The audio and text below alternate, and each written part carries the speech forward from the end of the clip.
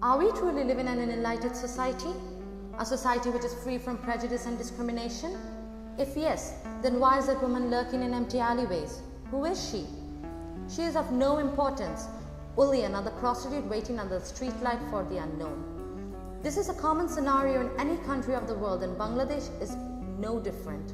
After all, we are a member of the globalized community. Have you ever stopped to wonder what it feels like living a life where one's mere livelihood involves meeting the unknown to be the pleasure instrument?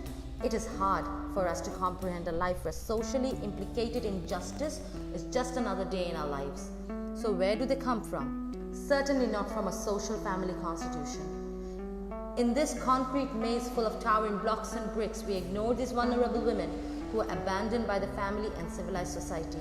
We fail to hear the cries of plea. They are tricked into selling their bodies for a minimum wage with no option at all.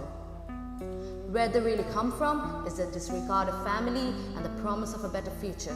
Why don't they have a choice? Because we as a society have failed to accommodate them into their livelihood options. We lack these facilities because we consider sex trade as a taboo, yet what we ignore is the implications it has in its broader picture. Exposed to the trade of trafficking, beaten, bruised by the clients, what is the 78.45% youth doing about it? Have you wondered that they have no family, no education and no freedom of choice, but to be put in this trade, and on refusal of being a sex trade victim, they are physically violated? Where do the children go? We don't make space for them.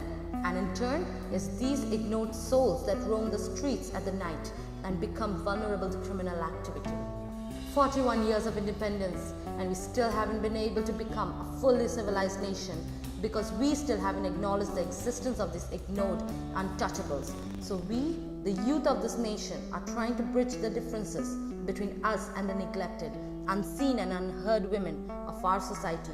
We have the power to give voices to these helpless women standing alone. Take a stand and make yourself heard.